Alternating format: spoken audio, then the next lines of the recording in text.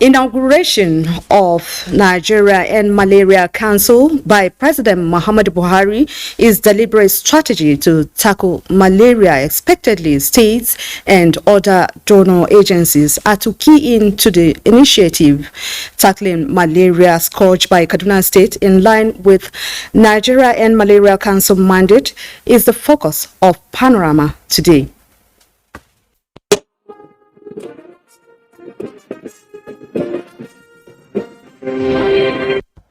Glad to have you join us. I am Salamatu Lukman Muhammad.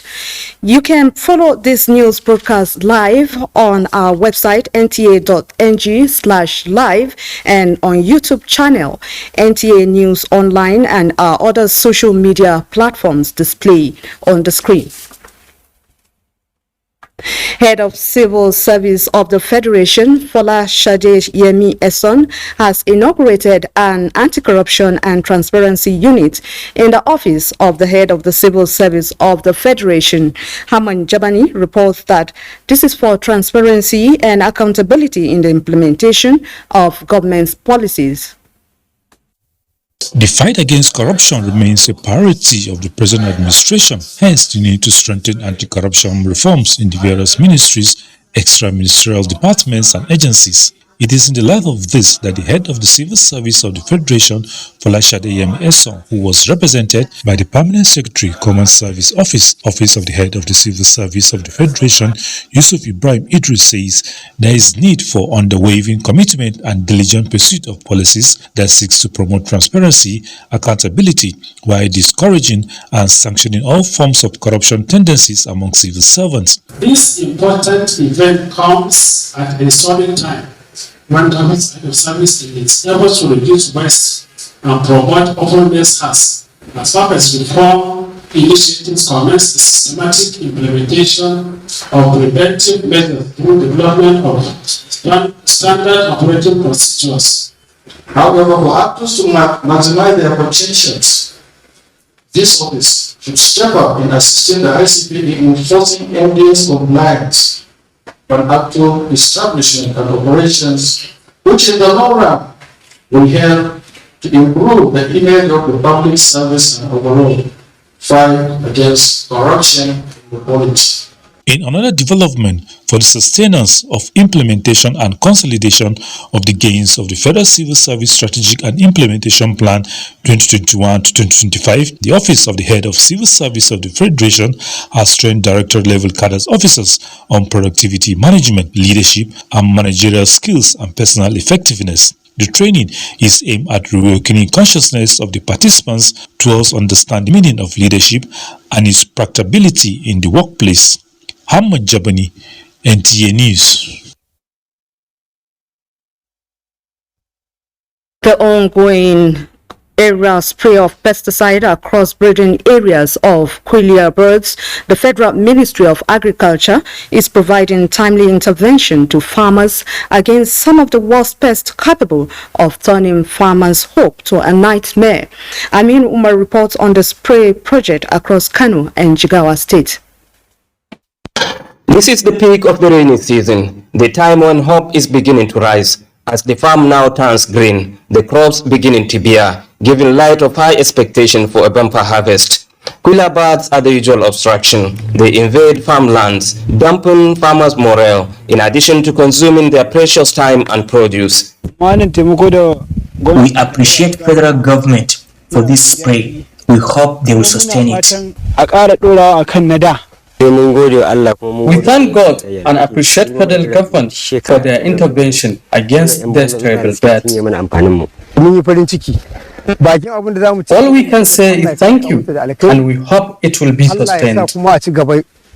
The area spray from the Federal Ministry of Agriculture is a yearly intervention to these farmers. It is aimed at providing solutions and rescuing the farmers from this yearly trend.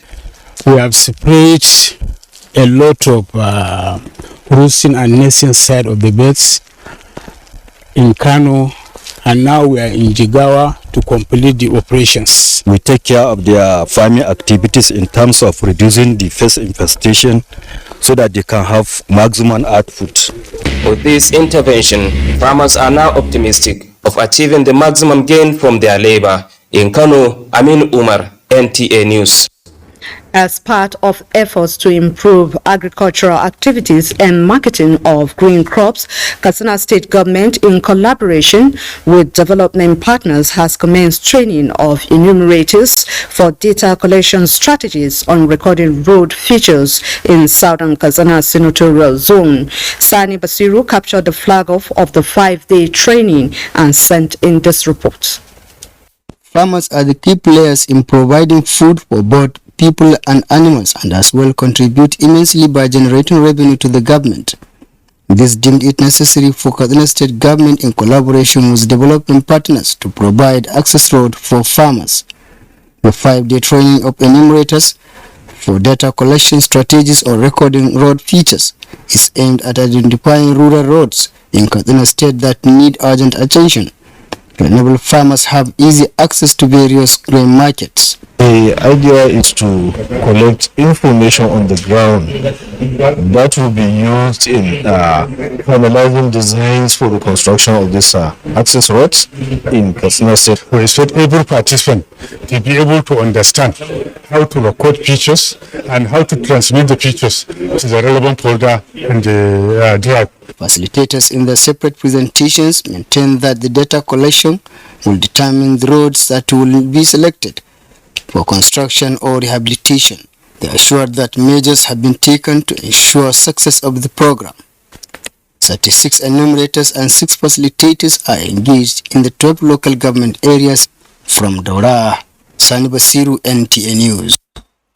Similarly, motorists plying Kano-Maiduguri Road are excited with progress of work at Muhammadu Buhari Interchange Flyover Project, which, if completed, will ease traffic congestion experienced in that corridor. The project, conceived by the administration of Governor Umar Ganduje, is designed not only to enhance free flow of traffic but provide infrastructure that will stand a test of time. Our Salisu has an update on that project. Kano, being the commercial hub of northern Nigeria, attracts heavy traffic flow that causes congestion in major roads across the city. The Muhammadu Buhari Interchange Flyover is one of the projects initiated by Kano State Government to ease traffic congestion at strategic areas in the metropolis.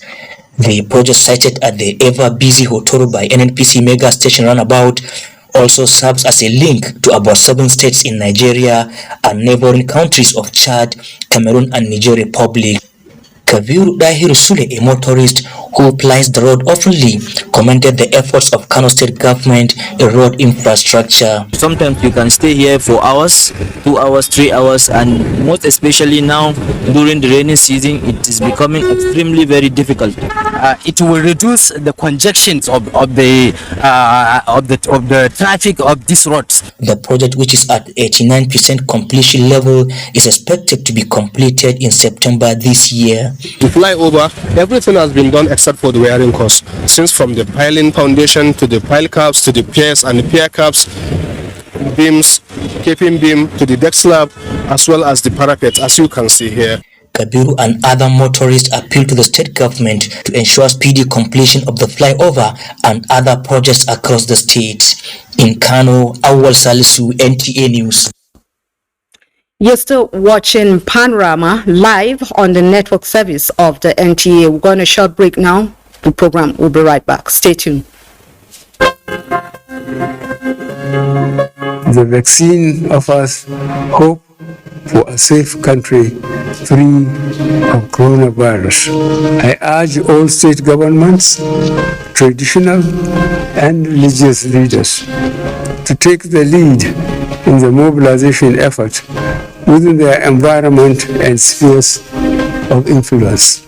I similarly urge all eligible Nigerians to present themselves and be vaccinated in accordance with the order of priority already mapped out at the various authorized designated centers only.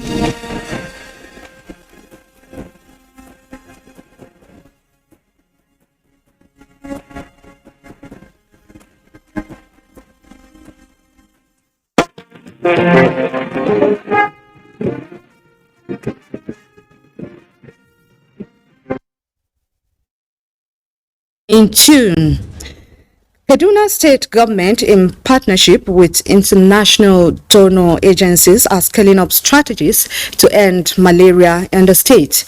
This coming on the heels of inauguration of Nigeria and Malaria Council by President Muhammadu Buhari. Achari Maxwell takes a look at efforts to curtail the situation.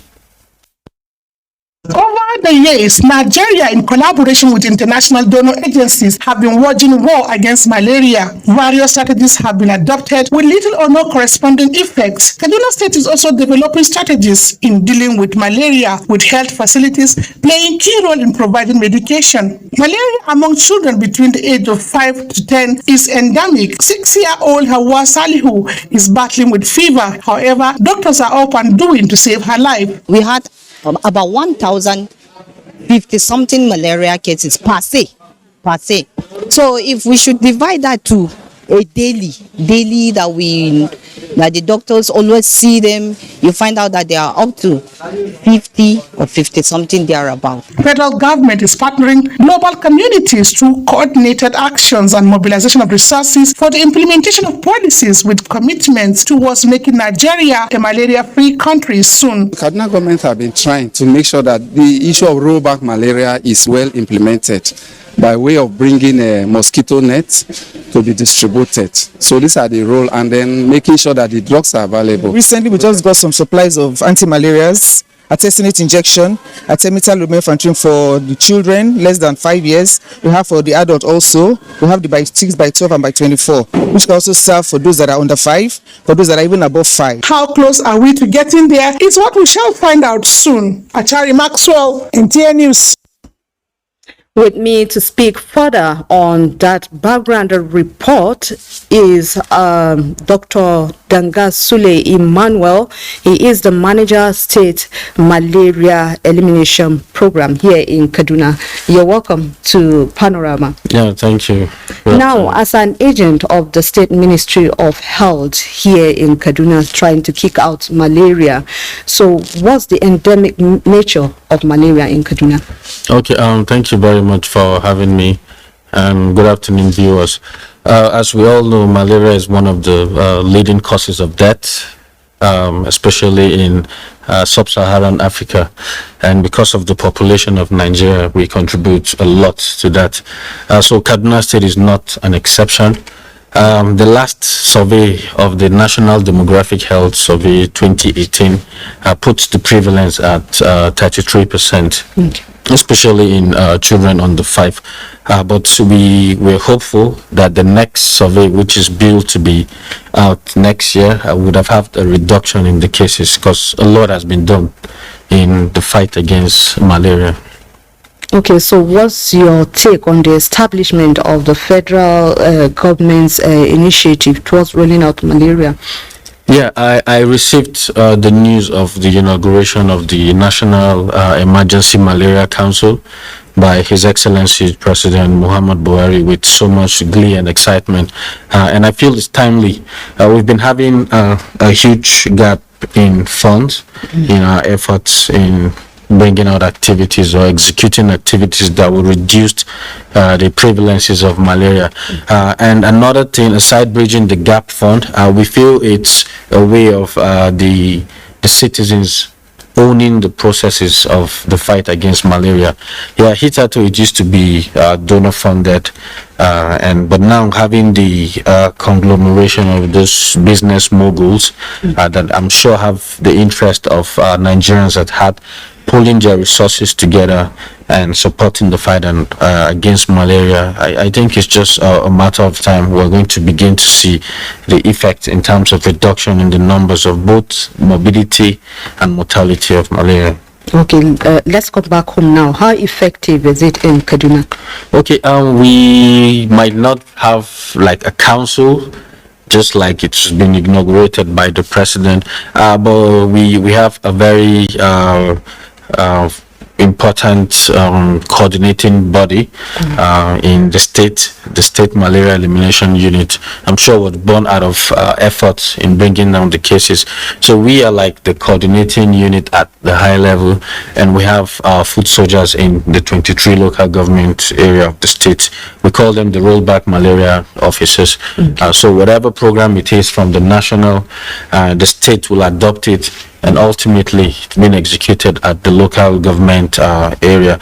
So if you recall, we just distributed about 5.5 million pieces of insecticide treated nets, and we graciously got the support of Her Excellency, the wife of the governor, architect Hadiza Ismail Rufai, as our net ambassador. So I think having a supporting individual like that, it will not be hard for us to have a similar council in Kaduna that would help bridge the gap of funding in the fight against malaria. Okay, you just talked about the 23 local government. What about Benengwari? Because I know Benengwari is one of the hotspots in terms of, insecurity. So how have you been able to penetrate that? Okay, yeah, interestingly, that was what our supporting partner thought when we started the pre-implementation activity of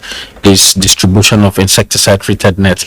So we vowed not to leave any local government untouched. So our programs cover even Benengwari. It will interest you to know that we still have a rollback malaria officer under the local government health authority in Benengwari, and of course our bi-monthly distribution of routine malaria commodities, the anti-malarias, the insecticide-treated nets, the artesunate. We all supplied some to Benengwari. So insecurity has not really been a problem in us reaching out to our people there. Okay, so lastly, can you tell us your expectations? Okay, yes, my expectation with the inauguration of this council, I'm very hopeful to ultimately trickle down to the state, and it will eventually reduce the incidences and prevalences of malaria in Nigeria and Kaduna to be particular. Thank you so much, Mr. Emmanuel Danga, for coming to the program. Thank you for having me. I've been speaking with Mr. Emmanuel Danga from the Ministry of Health here in Kaduna, talking about the eradication of malaria. And moving on, women and vulnerable groups in Ladoga rural community in Kacha local government area of Kaduna State have benefited from cash grant to support federal government policy of lifting 100 million Nigerians out of poverty. The intervention is an intervention of Commissioner, National Population Commission, Kaduna State, Abdul Malik Domungwa, to improve economic fortunes of the people in his immediate community. Haruna Muhammad tells us more. A Fulani settlement with more than 80,000 population who are predominantly farmers and herders. The economy of the community revolves around small-scale businesses. Enhancing the economic fortunes of 41 indigents informed the decision of Abdul Malik Durungwa to dole out financial assistance to invest in their local businesses. I want to assure him that we are going to use the money to enhance our businesses as expected. I will invest it wisely in my business so that we grow from 1,000 to 1,000. The gesture is to support federal and Kaduna State government social inclusion programs. It's very important that we do this once in a while in the society to be able to assist little people that are doing small business. That is what is going to keep them very busy here in Ladoga, so that it will prevent them from doing some things in the society that is unknown. We are going to set up a committee that will be moving around to see. We knew how the business was or presently is. So in some maybe 3 months we are going to go around and see how have you improved. Plan to extend same gesture to physically challenged in the area is in the pipeline. Haruna Mohammed, NTA News. In line with best global practice of providing digital learning environment, Ahmadu Bello University Zaria has inaugurated Smart Classroom to promote efficiency in learning and research development. It is a project under the International Center for Higher Education Innovation of the United Nations Education, Scientific and Cultural Organization. Tina Turu tells us more.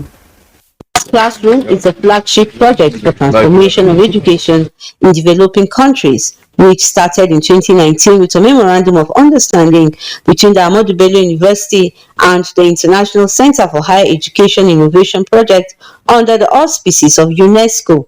The project is to, among other things, enable students attend online courses and make information readily available for research activities. This is but UNESCO promotes also gender equality and also Africa. And we want to have this implement from China side that how much help we can render to Nigerians. This is a huge addition to our stock of infrastructure that will assist considerably in our march towards online and distance education.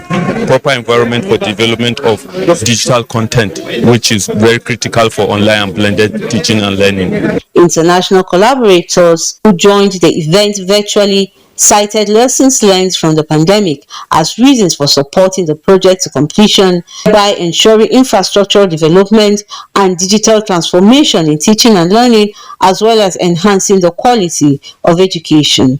Emir of Zazzau, Ambassador Amanu Bamali, applauds the university for what he described as strategic partnership. The huge investment here, is something that will certainly benefit the university and the community also. Ahmadu Bello University Zaria is the first university in Nigeria to own a smart classroom through the UNESCO ITI project. Tina Toro, NTA News. Moving on to religious matters, Kaduna State Programs Board has engaged Muslims and Christians considered stakeholders in a combined meeting to review the performance of the state in this year's Hajj and Christian pilgrimage. This is the first time the board hosted the engagement to come up with a practical solution for future success of both exercise. Umar Ajingi reports. 2,000 Muslims from Kaduna State performed the concluded Hajj exercise in the Holy Land, while the Christian visited Jerusalem on spiritual rejuvenation. They are all back home now. Among them is Habiba Osman and Simon, who was in Jerusalem. In Kaduna State, we had 30 pilgrims that were able to make it to Jerusalem. We want to thank God. The exercise was an awesome experience in the presence of God, whom we are serving, to rekindle our faith and to be able to see the places we have been reading the Holy Book. In most cases, you see these Asian countries, when it is time for going to Jamrat from Mina, they normally go with a train. While we mostly the Africans, I don't know much about, but I know our own, I know of Nigeria. We are not entitled to go with the train. We have to go with our legs. But if they can improve that, I think, Alhamdulillah, since this is an ibadah. Engaging the likes of Habiba and others is what informed this review meeting to address issues affecting welfare as well as conduct of pilgrims to proffer solutions. We went as senior officials of government, so we may not have seen the challenges, and that is why we have created this avenue where we discuss with all stakeholders. Let us know what went wrong, what were the challenges that they face, so that we can make corrections and improvements. That's why we're here. Take stock of what happened with a view to coming up with a new strategy. Speakers at the event called for synergy between Kaduna State government and the authorities responsible for organizing the exercise for better efficiency in the future Hajj operations. In Kaduna, Umar Ajingi, NTA News. Next is sports update with Cynthia Ogun. We begin with football, where coach of the Super Eagles Team B, Salisu Yusuf, says the players are not under any pressure ahead of today's final CHAN 2022 qualifier against Ghana. Speaking after the team's final training in Ghana, Coach Salisu said the players are focused ahead of the match scheduled to be played at 5 p.m. Nigerian time in Cape Coast. We have an idea where they have strength as a team, and we'll see how we can be able to contend their strength and exploit their weaknesses. Still in football, 3 matches will be decided Sunday in the English Premier League as Aston Villa will